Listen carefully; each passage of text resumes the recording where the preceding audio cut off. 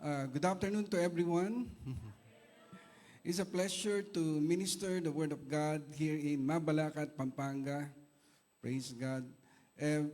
Before anything else, I just want to acknowledge first our ACA students. Meron po ba mga ACA students po dito? Pwede po ba sila tumayo? Yung mga estudyante po natin sa Bible School. Ayan po sila. Praise God. Ang hina naman ng palakpak natin sa kanila. Praise God. Of course, I just want to acknowledge si Bishop Tony Espiritu sa pag-land po ng place. Napakagandang lugar po nito. Salamat po, Bishop. Salamat po. Praise the Lord God. So are we ready for the Word of God? Are we ready for the Word?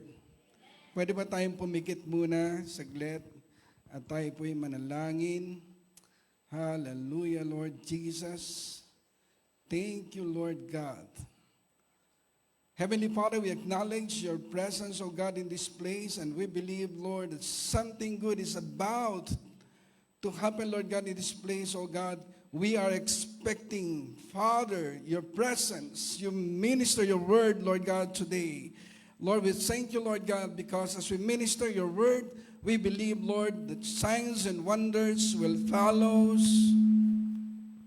after this, O God. Father, samahan mo po kami sa lugar na ito. Salamat, salamat, salamat sa iyo. Ikaw ang bida, hindi po ako, ikaw lang, Panginoon. Lord, tinataas namin ang pangalan mo, kapahayagan ng iyong salita. Salamat sa pangalan ng Jesus. Amen. Amen and amen. Palakpakan po natin ang ating Panginoon. Siya po ang bida po sa atin. Tignan po natin yung slide. Okay? This is really a good topic. Growing beyond limits. Praise the Lord God. Tignan po natin yung text before we start. Amen. Our main text, in Genesis chapter 1 verse 28 says, be fruitful and multiply. Okay, Deuteronomy 1:11, Isaiah 60 verse 22, Matthew 14 verse 17 to 21, and Acts chapter 6 verse 7. Next please. Imagine, nakakita na po ba kayo ng buto? Nakakita na po kayo? At first glance, it looked insignificant, small, hidden, almost powerless. But inside that seed carries something invisible to the human eye. There's a divine capacity to grow, expand, reproduce, and multiply. Hindi mo man makita agad, pero merong DNA sa loob ng buto. Buhay ito. A seed was never created to remain a seed forever. It was designed by God to become a tree, produce fruit, create shade, and release more seeds. Amen po ba? That is the nature of our God, brothers and sisters. God never created His people for permanent limitation. Hindi tayo nilikha ng Diyos para manatiling barren, stuck, defeated, o sa survival mode lang. From Genesis to Revelation, makikita natin ang galaw ng Diyos ay laging may kasamang increase. Sabi mo sa katabi mo, God will increase you today, kapatid. When God touched Abraham, He multiplied a generation. When God blessed Isaac, he received 100-fold even in times of famine. When Jesus held 5 loaves and 2 fish, scarcity turned into supernatural provision. Because whenever God enters into our situation, emptiness become overflowing nets, dry bones become living armies, oil keeps flowing, and impossible situations become testimonies of abundance. Sino po naniniwala na pagpapalain po tayo ng ating Panginoon? Amen? You know, the kingdom of God carries 2 powerful principles in the Word of God. One of those is the DNA of increase. Ano ba itong DNA of increase na pinag-uusapan natin? Okay. It means heaven placed inside of you. There is a divine potential to grow beyond your current condition. Maring maliit ang umpisa mo, maliit ang church mo, maliit lang ang business mo, maliit lang ang pamilya mo. But you may feel hidden now, but heaven has already planted increase inside your spirit. Hello, brothers and sisters. And the mantle of multiplication is in the supernatural empowerment of God. Ano ba itong pinag-uusapan natin to? Ito yung klase ng anointing na kahit kulang ang resources mo, nagkakaroon ka pa ng sobra. Sino naniniwala doon? Ang ganda nun. Kahit limitadong tao natin sa ministry, lumalawak ang impact natin. Kahit mahina ang paningin na nasa paligid mo sa iyo, ginagamit ka ng Diyos sa extraordinary things. But many people want harvest without process. They pray for increase, but resist discipline. They desire multiplication, but avoid obedience. May mga believer na parang Wi-Fi signal lang sila. Alam niyo yung Wi-Fi signal ng mga believer? Kapag nasa church, full bars. Pag nasa labas, reconnecting. Pero ang DNA of increase, dapat makita natin, connect kagad kay God. Increase is not accidental. Multiplication is spiritual. Amen po ba? There is a mindset, there is a culture, there is a spirit, a faith alignment connected to increase. Because God does not simply bless what is available. He multiply kung anong sinusurrender natin sa Kanya. And today, God is calling His people out of limitation mentality. Hello? Out of survival mindset. Okay? And into a season of divine increase. Praise the Lord God. Hindi lang ito tungkol sa pera. Increase in vision, increase in influence, increase in wisdom, increase in God's favor, increase in leadership, increase in harvesting of souls, and increase in kingdom impact. Sino po ang gusto na noon? Sino po ang gusto maranasan po yun? Tapikin mo nga yung katabi mo, sabihin mo, gusto mo maranasan yon? Humanda ka ngayong hapon na to. Because when the hand of God comes upon you, kapatid, there's life. That life cannot be no longer small. The DNA of heaven begins to manifest. Tignan natin yung susunod. Okay, in Genesis, be fruitful and multiply. Amen? You know, before Adam built anything in the Garden of Eden, before he planted, before he governed, before he worked on the ground, God first released blessings. And this is a powerful, mindset, a principle according to the Word of God. Increase, begin with God. Sino po yung iniwala? Hindi sa tao. Amen? Kaya huwag kang masyadong magtiwala sa employer mo. Hindi nagsisimula ang increase sa kakayanan ng tao. Nagsisimula ito sa salita ng Diyos at sa blessings ng ating Panginoon. The very first na dineclare ng ating Panginoon is, be fruitful and multiply. This means heaven's original intention for man's growth and fruitfulness, expansion, and reproduction. God never designed His people to remain stagnant. Sabi mo, hindi ka magiging stagnant, kapatid. Amen? God said, be fruitful and multiply. Hindi niya sinabi na, be stressful and overthink. Minsan, tayo lang gumagawa ng sarili nating Ehipto sa isip natin. So what is this DNA of increase? The DNA of increase refers to the spiritual nature. Mindset yan, kapatid. Character yan. And kultura. Importante yan sa loob ng simbahan. Na nagpo-produce ng growth and expansion. Just like the DNA determines physical traits, di ba? Spiritual DNA determines the direction and outcome of a personal life. You know, if a person carries fear, takot, negativity, laziness, insecurity, and limitation mentality, ano mangyayari sa kanya? Stagnation follows. Tama ba? Di ba? But when a person carries faith, obedience, excellence, vision, discipline, and kingdom thinking, ano mangyayari sa kanya? Increase becomes natural. Sabi mo sa katabi mo, increase becomes natural, kapatid. Amen? Because increase is first internal before it manifests in external things. Amen. Tingnan natin to. Susunod. Okay, Isaiah chapter 60, verse 22. A little one shall become 1,000. Sabi mo, isa ka lang pero magiging 1,000 ka, kapatid. Huwag kang mag-alala. Darating na. Amen? You know, one of the clearest revelation in the scripture, according to this verse, is God is a God of increase. From Genesis to Revelation, makikita natin na ang galaw ng Diyos ay laging may kasamang growth, may kasamang expansion, may kasamang multiplication, may kasamang fruitfulness, may kasamang advancement. Sino iniwala doon? Sumigaw na malakas na amen. Because God never creates something empty without the intention of development. Hindi likas sa Diyos ang stagnation. No. Hindi likas sa Kanya ang manatili kang maliit lang o konti lang. Hindi yun ang pangako ng Panginoon. Hindi siya Diyos ng mga barrenness and limitation.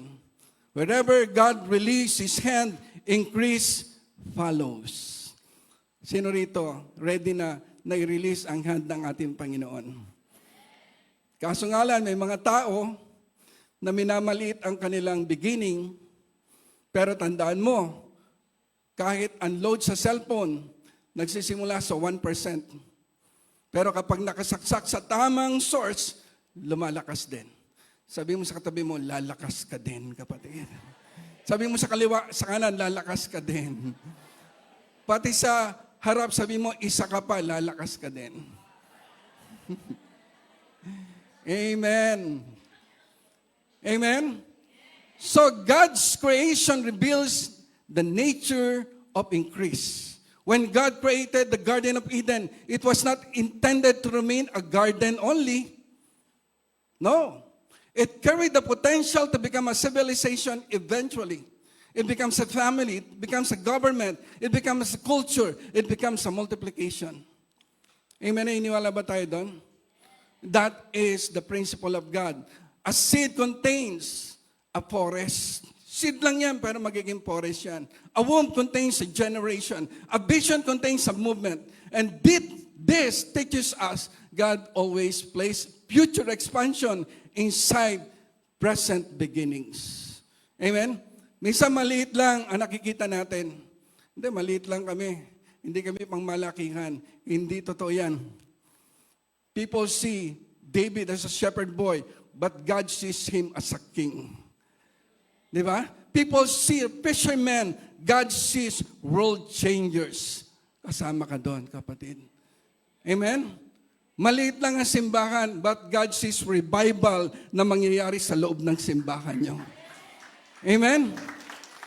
Abraham, the father of many nations, God called one old man with no child, yet spoke to him as the father of nations. This reveals an important kingdom principle. God speaks increase before it becomes manifest. Bago pa dumating ang manifestation, may declaration na mula sa langit. Hello? Even when Abraham looked barren, God already saw multiplication. Yung 12 disciples, ganun din. Jesus started with 12 ordinary men. They were not political leaders. They are not influencers. They are not religious elites. Yet, through the power of God, through these 12 disciples became the foundation of a worldwide movement. Hallelujah. God will do it again in our generation. Amen? Because when God breathes on something small, it carries a supernatural multiplying power. Hindi hadlang, sabi mo sa katabi mo, hindi hadlang ang pagiging maliit mo. Kasama mo ang Diyos. Amen. Palapakan nga natin ang ating Panginoon. Hallelujah, Lord God.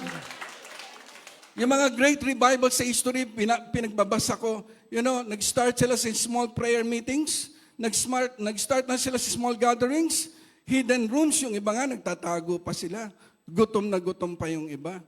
But because heaven specializes in multiplying surrendered things, the world often despises small beginnings.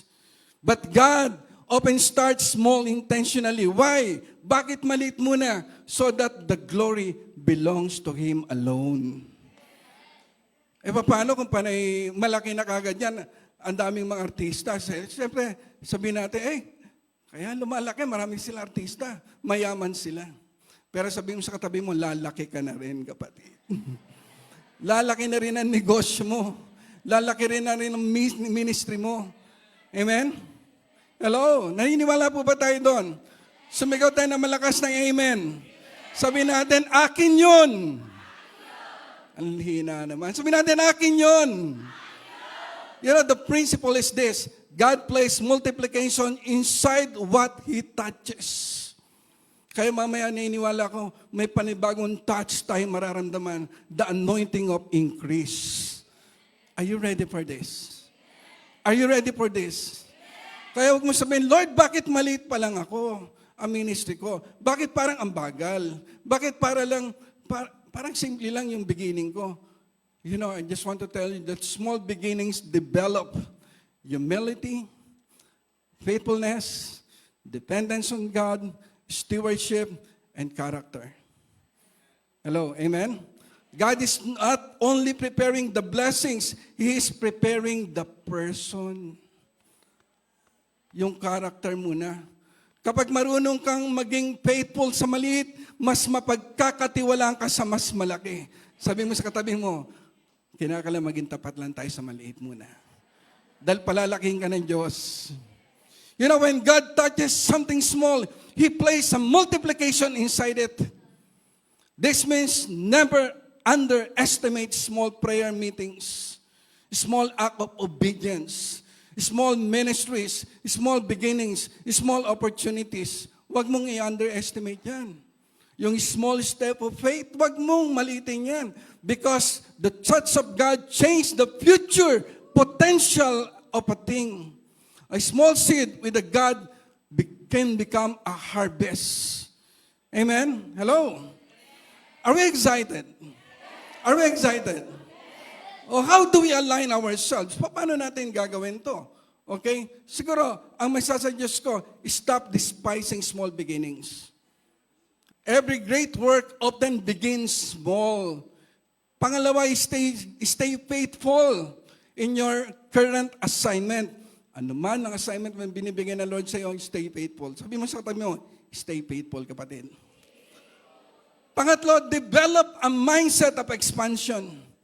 Believe that God can enlarge your territory. Amen? Pangapat, depend on God's power, hindi sa human power. Baka sa kilikili power pa mapunta yan. Hello? And remain surrendered. Amen? Surrender lang tayo sa Panginoon. Because God multiplies what is yielded to Him. Tingnan natin yung next slide. Okay. So Proverbs 23 verse 7, as a man thinks in his heart, so is. Kaya importante yung isip eh. Because many people pray, Lord, enlarge me. Lord, bless me. Lord, increase me. But often, before God change your situations, He first change your condition, the heart. The heart. Ito ang pinaka-importante sa lahat. Because heaven understands a powerful principle. External increase without internal preparation can become distraction. Kung mali pa rin ang mindset mo, kahit lumalaki na yung mga opportunities, nahihirapan itong i-sustain. Tama ba? That is why before God enlarge your ministry, your business, your leadership, your finances, your influence, He first enlarge your capacity to receive, your thinking, your pananampalataya, your discipline, your spiritual maturity. Because increase starts within. Sabi mo, increase starts within. Amen? Dito nag-start yan. Hindi mo na sa labas. Okay? Because God works from the inside out. When God wanted to raise Joseph, He first developed Joseph internally through betrayal. Hindi ko sinasabing i-betray ka rin. May waiting period si Joseph. Yung disiplina nandoon. Yung character formation nandoon, di ba? Yung katapatan niya, even in hidden places, nandoon pa rin. Before the palace came to Joseph, the process came first. Hello. Bago dumating ang promotion, dumaan muna siya sa preparation. Sabi mo, preparation. Why? Because God is more concerned about who you are becoming than merely what you are matatanggap lang or receiving. Many people want the platform kaagad but reject the process. They want overflow but they avoid obedience. They desire expansion. Diba? Pero ayaw nila i-resist yung may stretch sila. Yet God knows if your inner world is weak, external success can crush you. Kaya mindset, importante. Sabi mo sa katabi mo, mindset, importante yan, kapatid. Because as man thinks in his heart, so is he. This means your life is often moves in the direction of your dominant thinking. If you're constantly think, hanggang dito na lang ako talaga, kahit anong gawin ko, wala talaga nangyayari. Hindi ko kaya to. Walang mangyayari sa buhay ko, sa pamilya ko, sa ministry ko. Masyadong malaki yan para sa akin yung sinasabi mo, Pastor Alex.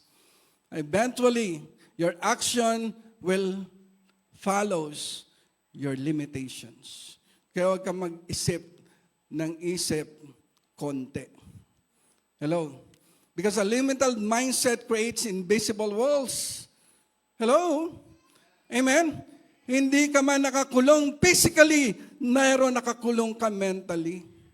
And sometimes the greatest prison is not your environment, it is your thinking. Hello? Kaya mag-ingat ka sa iniisip mo. Sabi mo sa katabi mo, mag-ingat ka sa iniisip mo. Kasi may mga tao, kahit wala pang problema, nagwo-worry na agad, parang may season finale na ng buhay nila agad. Di ba? Isang simpleng tagyawat lang, isip nila cancer na to kasi nanay ko namatay sa cancer. Di ba? Nag-overthink na, nag-google na. Symptoms na lumabas doon sa AI. 3 na kagad ang sakit niya. May maintenance pa yon. At ready na gumawa ng last will. Can you imagine? Grabe ka overthink yun, di ba? That's why mindset matters. Because if you constantly think defeated thoughts, ano mangyayari? You will live a defeated life.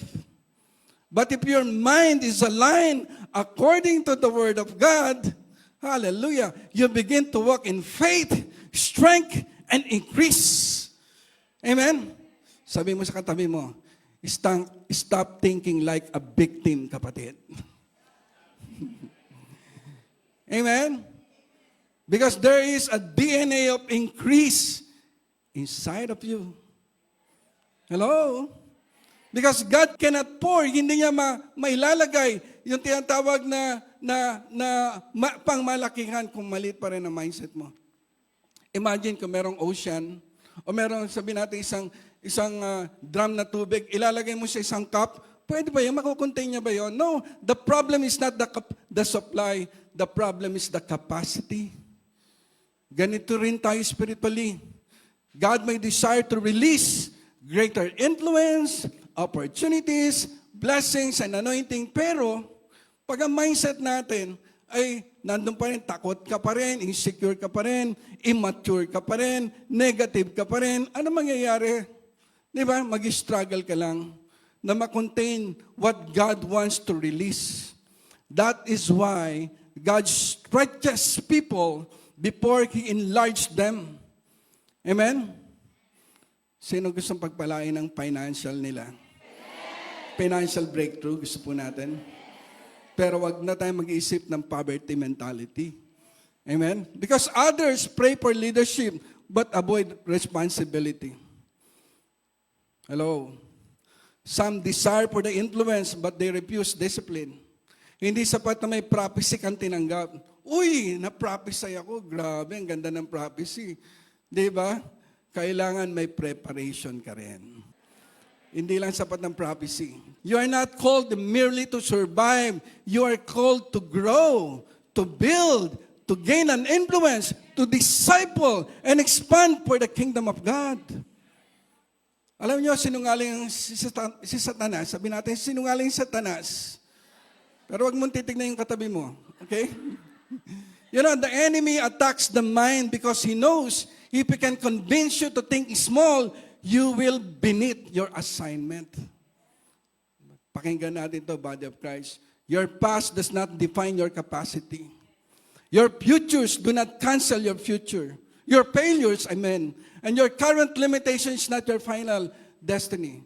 God is specialized in enlarging people who trust Him. Amen? Sino nagtitiwala sa Panginoon dito? Sabi mo, ako yun.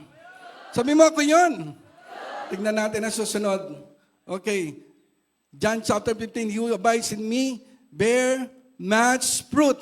You know, one of the greatest misunderstanding in the kingdom of God is this. Many people desire increase, but few are willing to become fruitful. Hello? Everybody wants multiplication.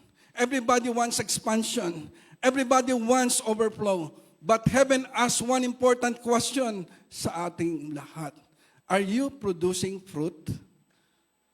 Hindi lang naghahanap ang Diyos ng talentadong Pinoy dito. Naghahanap siya ng bunga. Because God bless fruitfulness, not laziness. God rewards stewardship, not excuses. Pag sa Lord, ang dami natin excuse, maglalaba pa ako eh. Gagawa pa ako ng thesis ko. Okay? Kaya cancel muna ang cell group. Can you imagine, di ba? So, a healthy tree naturally produce fruit. Yung puno dyan, nakita natin kanina. Di ba? Kapag bukay ang puno, siguradong mamumunga. Ganito rin spiritually. When a believer is truly connected to Christ, there will always be evidence of life. Hindi naman perfecto. Wala naman perfecto. May perfecto ba rito? Wala. But progression. Sabi mo progression. Progressive ka, kapatid. Not stagnation, but there is a transformation. Because Jesus said, He who abides in me bear much fruit. Amen? Fruitfulness is not produced by striving alone. It is produced by abiding. The closer you stay to God, the more fruitful your life becomes. Sino iniwala po doon? Amen? Because God did not call you to remain unproductive. You were created to build, to disciple, to influence, to serve, to lead, to create impact within the sphere of your influence. This is the DNA of increase. Inside of you is meant to produce visible fruit. Amen? Anong prutas ba ang gusto ng Panginoon? Number 1, growing spirituality. Okay? Kinakalam merong spirituality. Because fruitful people do not remain spiritually mature. Kinakailangan nag-grow yung prayer life natin. Nag-grow ang character mo. Nag-grow ka sa wisdom. Hindi yung wisdom na, nag-accumulate ka na academics, no? Dahil nangopya ka lang. Hindi yun. Wisdom talaga. And obedience. Hindi sapat na matagal ka ng Christian. The question here, kapatid, is, are you growing? Nag-grow ba talaga tayo? Because growth is an evidence of life. So fruitful people do not only grow, they raise others. Amen? Hello? A fruitful leader develops disciples. Sino may mga disciples dito? Under them. Uy, nagtaasan ng kamay. Praise the Lord God. Palakpakan natin yung mga discipler. Amen? Palakpakan natin sila. Okay? The goal is not merely addition. Ito ay multiplication. Dito tayo tinawag ng ating Panginoon. Kapag tunay kang fruitful, hindi lang ikaw ang lumalakas, may ibang tao na lumalakas dahil sa buhay mo, kapatid. Ano pa? Nag-win ka ng souls. Amen? One of the greatest fruit in the kingdom of God is transform lives. A fruitful church reaches people. Kaya kung estudyante ka, ang laki na opportunity mo sa campus. Because healthy spiritual life naturally produces. Amen? Ano pa? Nang-i-improve yung system sa church. Because fruitfulness is not only spiritual emotion, it is also involves stewardship. Yung system ng church gumaganda. Yung structure ng leadership gumaganda. Your organizational setup gumaganda. Yung communication umaayos. Yung leadership process umaayos. Amen. Why? Because increase requires preparation. Hindi pwedeng gusto mo lang ng malaking harvest, pero maliit pa rin ang capacity ng system mo. Hindi pwedeng ganon. Okay? Pag nag-grow ka, it produce impact. Okay? Your life should live encouragement within the sphere of your influence. Nagkakaroon ng transformation. Kung ikaw may teacher, katulad ako, I'm a full-time professor sa college, ang mga estudyante ko talagang hindi makatakas sa akin pagdating ng Word of God, di ba? Okay? Bago ako magturo, nag-exhort muna ako ng devotion ko sa kanila. So kaya, almost 50 o 55% ng attendance namin, mga estudyante namin. God expects fruit, not just activity. Many people are so busy, but not fruitful. Hindi ibig sabihin na busy ka, fruitful ka. Hindi ibig sabihin na active ka sa ministry, ay effective ka. Occupied, but not producing lasting impact. Kaya nga sa kingdom ng Diyos, makikita natin yan, di ba? God is not impressed merely by movement. He looks for the fruits. May bunga ka ba, kapatid? May namumunga ka na ba? Hindi lang yung fruit ng Holy Spirit, yun lang mumunga ka doon sa mga disciples mo. Amen? May mga nagbabagong buhay dahil sa iyo. What is your life producing? Tanungin natin sarili natin. Stop settling for barrenness. Because some people accepted, talagang wala akong ma-harvest eh. Ganito na siguro, normal na to. Okay? No, hear this. Barrenness is not your kingdom identity. Hello? You were designed to mature, to expand, to take influence, and to multiply. Amen? The enemy wants you're distracted. Gusto niya talaga i-distract ka eh. I-discourage ka. Yung spiritual dryness, palagi na lang. No? Unproductive, palagi na lang. But God is calling us back into fruitfulness. Amen? Matthew 25, verse 25. I was afraid and went and hid your talent. I want to get into that picture of the parable. Okay? There was a servant who received something valuable. A talent from his master. It was not small in value. It carried a potential, an opportunity to increase. But instead of using it, instead of investing it, instead of multiplying it, ano ang ginawa? He hid it. This is a story of lost potential. Imagine this servant. He was not lazy in the beginning. He was entrusted pa nga di ba? He was given an opportunity. He was given an access. Pero something happened inside of him. Ano nangyari? Fear. Sabi natin, fear. Fear started speaking louder than instruction. Fear started rewriting this servant's future. Fear started controlling his decision. Maybe he was thinking, ano kaya, what if I lose it? Diba? What if I fail? What if I disappointed my master? What if people judge me? Ang dami niyang iniisip. Nag-overthink na siya. So instead of risk, he chose hiding. Tinago. Instead of movement, he chose stagnation. Di ba? Instead na multiply, he chose preservation. But in the kingdom, preservation without purpose become loss. Hello? Amen? Huwag mo nang tago yung talent mo, baka may talent ka. Hello? Gamitin mo sa Lord yan. Alam mo, minsan maraming Christian, ganito. May talent, may calling, may anointing naman, pero nakatago pa rin. Hindi dahil walang potential, kundi dahil mas active yung fear, yung takot, kaysa pananampalataya. Parang mga Kristiyano lang, di ba? Sobrang tago ng talent. Kasi si Lord minsan napapaisip, anak, talent ba yan o witness protection program? Di ba? Baka sobra ka ng panonood ng flood control, di ba? Yung gifting nasa loob na eh. Pero naka-airplane mode. Di ba? May calling naman sa worship. May boses naman. Pero pag humawak ng mic, Pastor, support ministry lang talaga ako. Hindi talaga itong calling ko, nanginginig na sila. So may leadership anointing naman, pero kapag pinag-lead ng prayer, Lord, kunin mo na lang ako. Grabe, di ba? Yung takot talaga nandun palagi. You know, I just want to tell you that fear will bury what God intended to multiply. Kaya tandaan natin to, the enemy does not need to destroy your gift. He only needs to convince you to hide it. Fear does not always destroy it.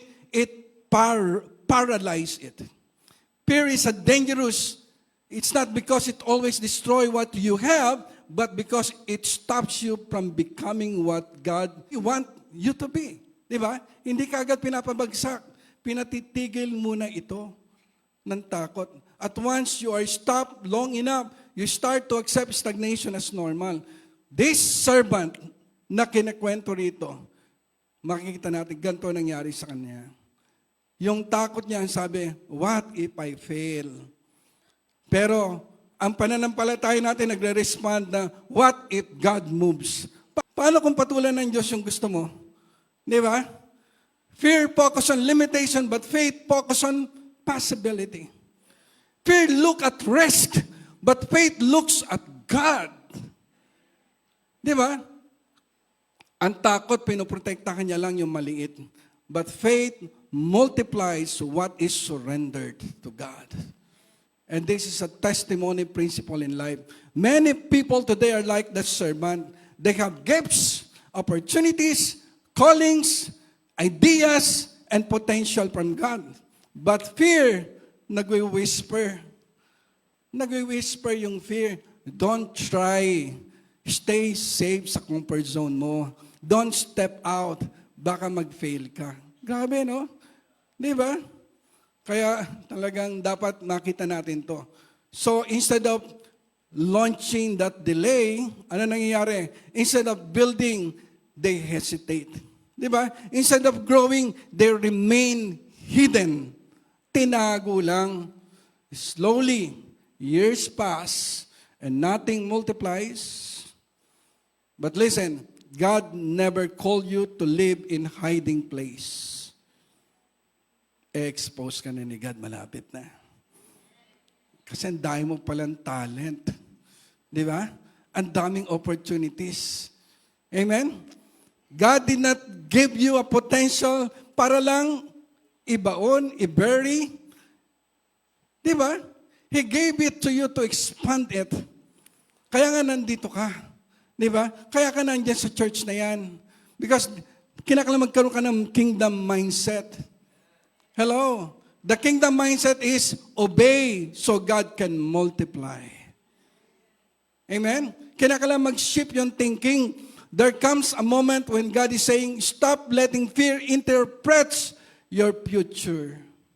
Because fear will always exaggerate risk, but minimize God's power. Kaya kalaban talaga natin ang takot. Kasi ang pananampalataya, sinasabi sa atin, God is still able. Sino nagsasabi rito? God is still able. Amen? God is still faithful. God can still multiply what you surrender to Him. Amen? Pwede ba natin palakpakan natin, Panginoon? Okay, next. Tingnan natin to. Ano yung enemies ng increase? Number one is complacency. Let me paint a picture. Imagine a river. At the beginning, it is so strong, flowing, moving, powerful. Cutting through rocks, reaching new places, bringing life wherever it goes.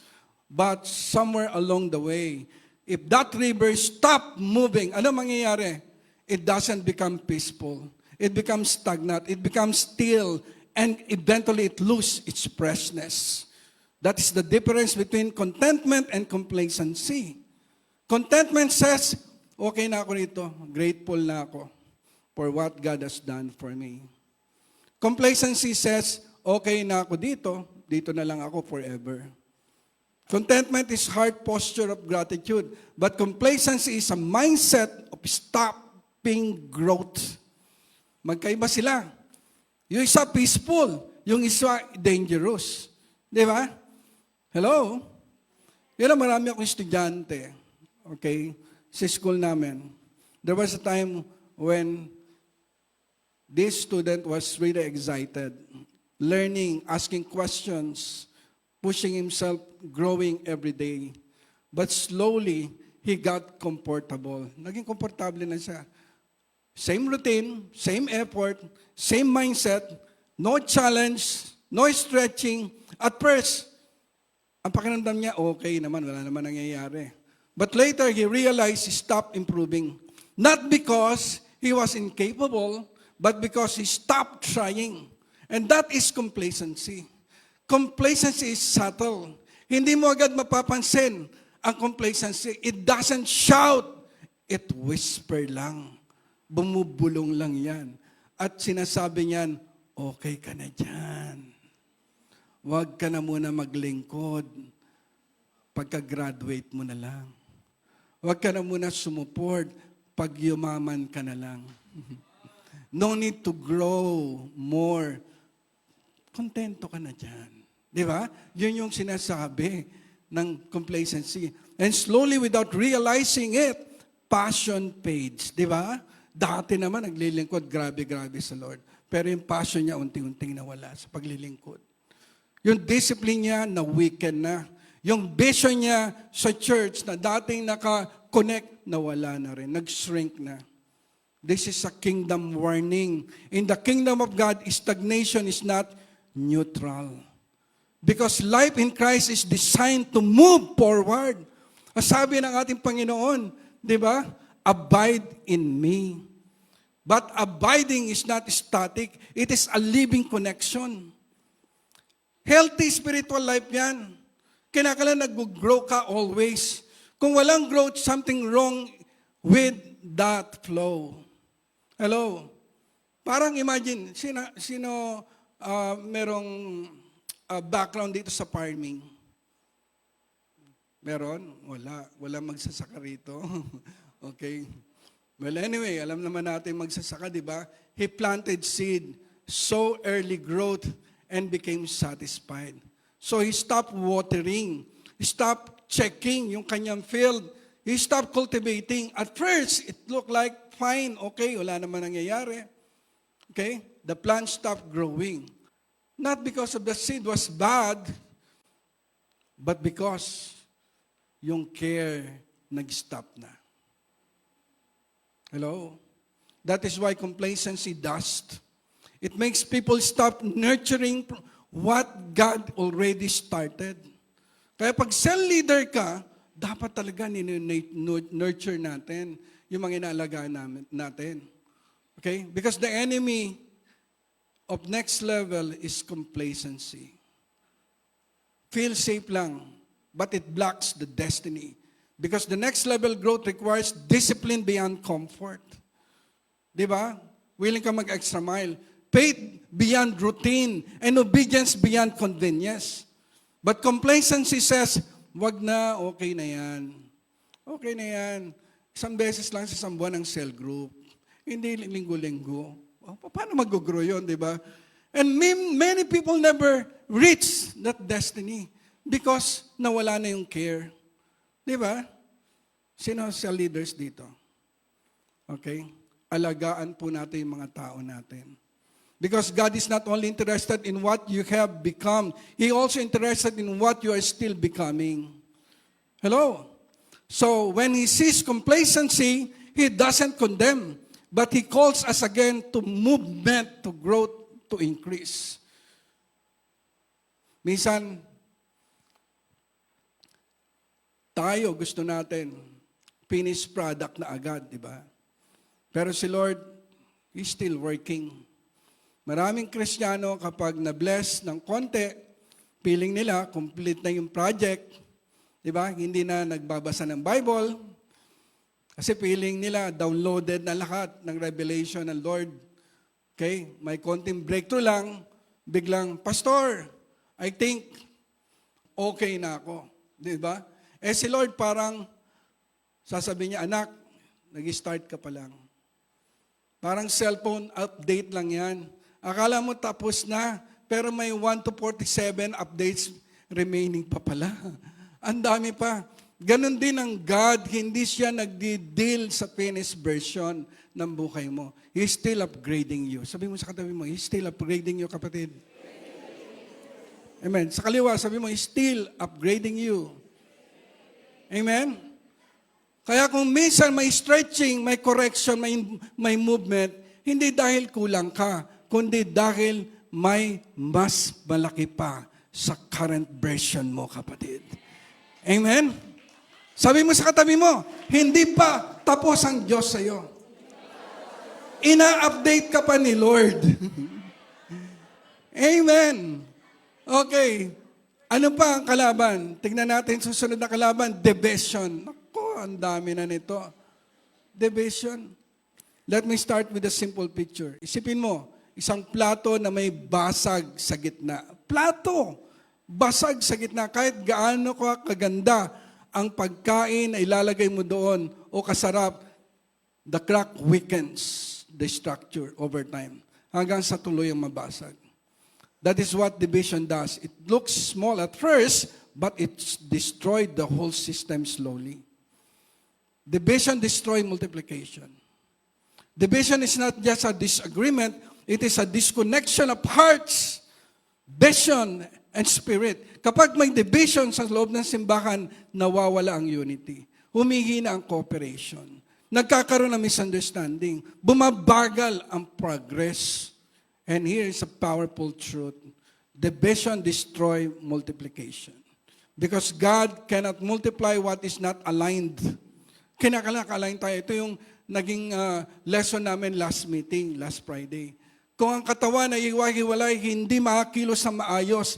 Pero kapag buo, ito ay functional, powerful, productive. Di ba? Because picture is a unity that produces increase. In Acts chapter 2, we see a powerful model of the early church. Okay? Unity nandun talaga. They were one heart, and sabi doon, one purpose, one fellowship, one prayer, one in breaking bread. Amen? Ano yung resulta nun? Dahil doon, the Lord added to their numbers daily. Amen? Gusto mo bang may ma-add na kaluluwa, souls, leaders sa iyong simbahan daily? Sinong gusto nun? Oh, sarap nun, di ba? Lahat tayo gusto nun, di ba?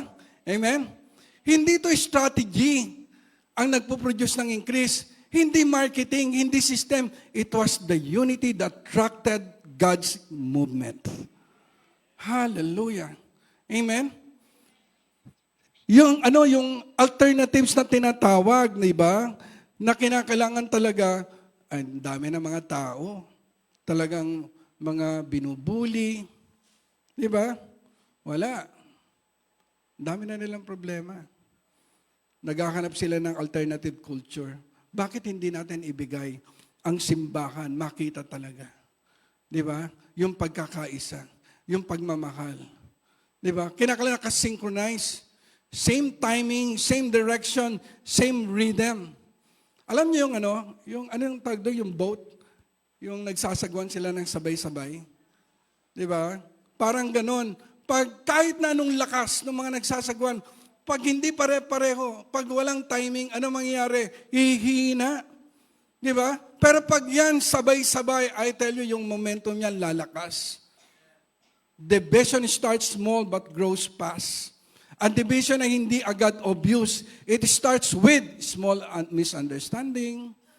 Di ba? Unspoken hurts, hindi sinabi. Silent comparison. Pride na hindi ina-address. Ang dami. Lack of communications. Di ba? At first, manageable pa. Pero kapag pinabayaan mo yan, it grows silently until it affects everything in the church. Hello? The Bible says, where there's unity, God commands blessings. Hindi sinabi, God suggests blessings. No. Hindi rin sinabi, God considered blessing. No. But God commands blessings. Meaning, automatic and flow ng blessings pag merong pagkakaisa. Pwede mo bang tapikin yung balikat ng katabi mo? Magkapatid tayo. Kahit hindi tayo magkamuka. Amen? Naniniwala po ba tayo doon? Sa huli, sa finals, tayo pa rin magkikita sa langit. Di ba? Kinakailangan lang may humility, merong love, merong forgiveness, meron tayong kingdom alignment. Di ba? Parang rope lang yan eh. Di ba? Think of a rope made of many strands. Isang strand lang, madaling maputol. Pero kapag pinagsama-sama, nagiging strong enough to carry that weight. Kaya importante talaga yung unity. But you start removing strands of unity, the rope weakens. Di ba? Its strength nagde-decrease na until it can no longer carry the load. Ganun ang division. It weakens once was strong. Dati naman, lakas ng simbahan. Pero unti-unti humina na. The enemy does not always attack power directly. Sometimes he attacks unity first. Kasi alam niya, if unity is broken, increase will stop. But when unity is protected, strength magmumultiply yan. Yung grace magpo-flow yan. Yung God's blessing talaga marirelease yan. Because the enemy does not always attack power directly. Sometimes, ayan ang atake niya, yung unity. Kaya sabi mo sa katabi mo, I love you with the love of the Lord. Kasi alam ng kalaban, if unity is broken, increase will stop. Kaya importante pagkakaisa. Salamat kay Pastor Tony, no? Na isa, talaga nakikita natin yung kanyang leadership dito sa Body of Christ sa mga Balakat, Pampanga. Pwede ba natin palakpakan si Pastor Tony? Salamat po, Bishop. Ginagamit po kayo ng Panginoon. Minsan kasi hindi na kailangan ng kaaway ng malaking strategy. Hindi na kailangan ng devil ng malaking strategy. May iba dito, hindi pa nga umaatake ang demonyo, yung unity breakdown na agad sa group chat. Diba? Isang sin zone lang, naging spiritual warfare na agad. Gabi. May simple misunderstanding lang. Akala ko ikaw ang maglilinis. Akala ko ikaw ang naka-assign. No? Simple lang misunderstanding. Biglang may silent treatment na kagad. May fasting na walang food pero may tampo. Di ba? Kaya minsan hindi na kailangan guluhin ng kaaway kasi may internal division na automatic na gumagana. Pero tandaan natin to.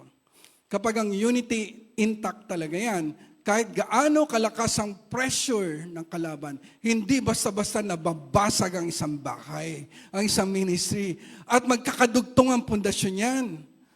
Amen? Sabi mo sa katabi mo, huwag ka magiging part ng division. Sabi mo sa kanya, maging part ka ng unity. Amen? Amen? Palakpakan naman natin mga katabi natin. Hallelujah. This is the power of impartation. Amen? Hallelujah. Sino naniniwala rito may gagawin ng ating Panginoon? Tumayo nga tayong lahat sa lahat ng mga naniniwala. Praise the Lord God. Hallelujah.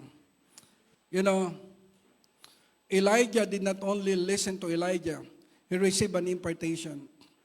Joshua did not only walk with Moses, he received an impartation. Timothy did not only hear Paul preach, he received an impartation. And there are dimensions of increase that cannot be learned only by study. They must be caught in the Spirit. And I believe this afternoon, God is not just calling you to admire multiplication. He is calling you to carry it. The DNA of increase, not merely a teaching. It is a spiritual transfer of faith, vision, capacity, boldness, wisdom, and kingdom expansion. Might be some of you today, you came here tired. Some came limited by fear. Some have been battled in stagnation, in discouragement, division. But God is saying, you will not remain small, kapatid. Sabi ng Diyos, you will not remain stuck. I am enlarging your capacity for greater harvest. Amen? Amen? Amen ba? Praise the Lord. Hallelujah, Lord God. Thank you, Father. Thank you, Jesus.